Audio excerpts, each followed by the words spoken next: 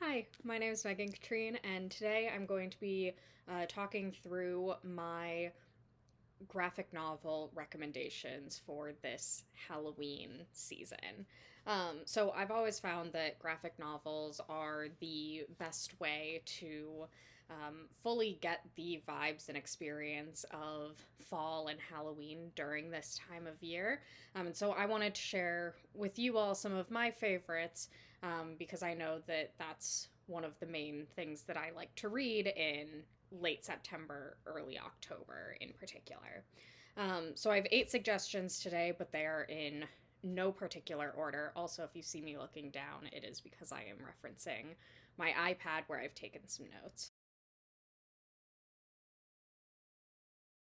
The first thing I have is a series. So this is the Witches of Brooklyn series. I believe that there are currently just these 4 books out. So there's Witches of Brooklyn, um, Witches of Brooklyn, What the Hex, S'more Magic, and Spell of a Time. So this series is about a girl named Effie, who, after losing her parents, Effie has to move to Brooklyn to live with 2 strange aunts who she has never met before. And things end up taking a strange turn when Effie discovers that magic runs in her family. So this is a middle grade graphic novel adventure filled with magical hijinks. So far, I've really enjoyed the series. I'm not sure if there's more that's coming in the future. I believe that the 4th one, Spell of a Time, just recently came out. And so I am looking forward to future installments in this series. I definitely think that the first 3 are the strongest, as I was not as interested in the 4th, but it's such a quick read, and the art style is really pretty. Here, let me see if I can. So here's just a quick look at the art style of this book. So I really enjoyed it, and if you're looking for a witchy graphic novel, I would, especially a middle grade graphic novel, I would definitely recommend. The next series I have to recommend is Sheets and Delicates by Brenna Thumler. So I'm going to read you the Goodreads summary of this book. Marjorie Glatt feels like a ghost, a practical 13-year-old in charge of the family laundry business. Her daily routine features unforgiving customers, unbearable PE classes, and the fastidious Mr. Sauertuck, who is committed to destroying everything she's worked for. Wendell is a ghost, a boy who lost his life much too young. His daily routine features ineffective death therapy, a sheet-dependent identity, and a dangerous need to seek purpose in the forbidden human world. When their worlds collide, Marjorie is confronted by unexplainable disasters as Wendell transforms Glatt's laundry into his midnight playground, appearing as a mere sheet during the day. While Wendell attempts to create a new afterlife for himself, he unknowingly sabotages the life that Marjorie is struggling to maintain. Especially since this book deals with death at a young age with the ghost Wendell, I would definitely just go into this knowing that death is going to be, to some extent, a topic in this book. But I really love the art style. It's pretty muted colors, but I think it works well for a book like this. The second book in this series is Delicate, and it follows a similar cast of characters with some new additions. So highly recommend this series, but I would definitely go into it expecting it to be a bit more of a heavy hitter than some of these other graphic novels on this list. Okay, the next book on this list is Fangs by Sarah Anderson. So Fangs is a love story between a vampire and a werewolf, and I will say that this is more of a collection of related comics than it is a graphic novel. I will say that there does kind of feel like there's a story throughout the course of it, but it doesn't go super detailed into any topics. It's just kind of what it would look like if a vampire and a werewolf dated. So it's all in black and white, and this is kind of the general vibe of the whole thing. But it's really good. It's really funny, and I was able to finish this in the course of one sitting, just as my before bed reading. So I highly recommend this. Also, you might know Sarah Anderson from Sarah Scribbles. And so if you enjoyed that, I definitely think that you'll like this. This next one is quite possibly my favorite. I have now read this 2 or 3 times, and I definitely plan on rereading it again this year, and that is Pumpkinheads by Rainbow Rowell. So I'm going to just quickly read the Goodreads summary for this book. Deja and Josiah are seasonal best friends. Every autumn, all through high school, they've worked together at the best pumpkin patch in the whole wide world. Not many people know that the best pumpkin patch in the whole wide world is in Omaha, Nebraska, but it definitely is. They say goodbye every Halloween, and they're reunited every September 1st. But this Halloween is different. Josiah and Deja are finally seniors, and this is their last season at the pumpkin patch, their last shift together, their last goodbye. Josiah's ready to spend the whole night feeling melancholy about it. Deja isn't ready to let him. She's got a plan.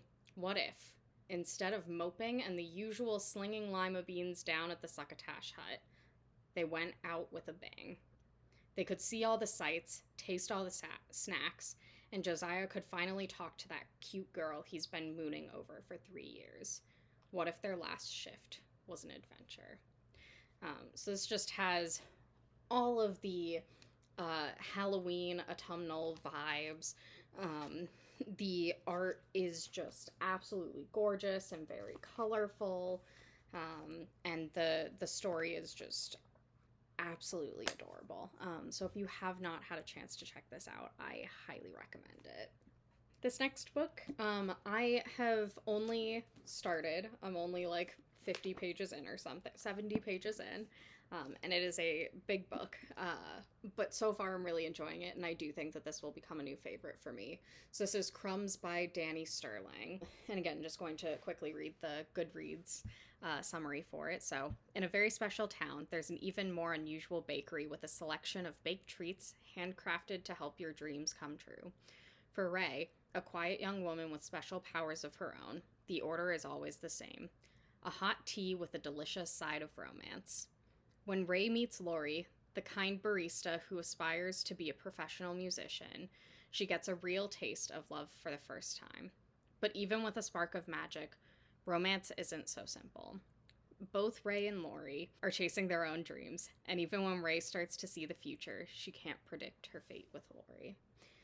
So I think that this is absolutely adorable so far, and I'm loving the art style as well. Granted, it doesn't take much to please me from an art style perspective, but it is very cute and gives all of the witchy Halloween autumnal vibes that I'm looking for. Okay, so the last 3 that I have are ones that I do not own physical copies of, but I will insert a picture somewhere of the cover. So the first one is Coven by Jennifer Dugan. So Goodreads summary says, Emmy has always lived in sunny California, and she'd much rather spend her days surfing with her friends or hanging out with her girlfriend than honing her powers as a fire elemental. But when members of her family's coven back east are murdered under mysterious circumstances that can only be the result of powerful witchcraft, her family must suddenly return to dreary upstate New York. There, MZ will have to master her neglected craft in order to find the killer before her family becomes their next target. I recently read this book. Again, really enjoyed the art style of it. It was very colorful, and I loved the witchy vibes, especially exploring that with a high schooler, because so far typically all the books I've seen are either young adults or middle schoolers, and so it was really interesting to see this perspective of someone who has some level of independence but still has to do at the end of the day what her parents want and need her to do, and kind of how those emotions come into play as she's settling into this new school and this new family. Okay, the next one is also another series. So there's Garlic and the Vampire and Garlic and the Witch. And these are both by Brie Paulson. And so for Garlic and the Vampire, the Goodreads summary says, Garlic feels as though she's always doing something wrong. At least with her friend Carrot by her side and the kindly witch Agnes encouraging her, Garlic is happy to just tend to her garden where it's nice and safe. But when her village of vegetable folk learns that a bloodthirsty vampire has moved into the nearby castle, they all agree that, in spite of her fear and self-doubt, Garlic is the obvious choice to confront him.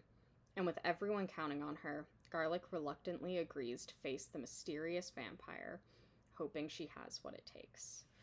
After all, Garlic drives away vampires, right? So this is just an absolutely adorable 2 graphic novels. I feel like it is more of a springtime activity, but I always associate farming and gardening with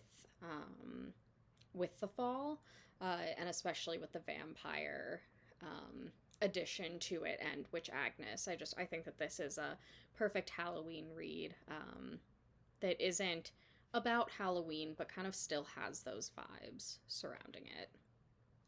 And the last one that I have on this list is Mooncakes by Suzanne Walker. So, Goodreads summary says, a story of love and demons, family and witchcraft. Nova knows more about magic than your average teen witch.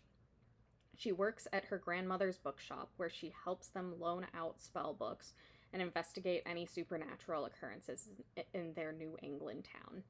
One fateful night, she follows reports of a white wolf into the woods, and she comes across the unexpected, her childhood crush, Tam, battling a horse demon in the woods. As a werewolf, Tam has been wandering from place to place for years, unable to call any town home. Pursued by dark forces eager to claim the magic of wolves and out of options, Tam turns to Nova for help. Their latent feelings are rekindled against the backdrop of witchcraft, untested magic, occult rituals, and family ties, both new and old, in this enchanting tale of self-discovery. Yeah, I think the summary just kind of says it all, and it's werewolves, witches, New England town. New England always gives off the vibes of fall. So those are my 8 recommendations for Halloween-y graphic novels to read this year for the autumn season. Are there any autumnal or Halloween-y graphic novels that you think are a must-read? If so, please leave them down in the comments below, because I know I'm always looking for some recommendations, and I guarantee that anyone else who's clicked on this video would love to hear your thoughts as well. Thanks everyone, and I'll see you next time. Bye!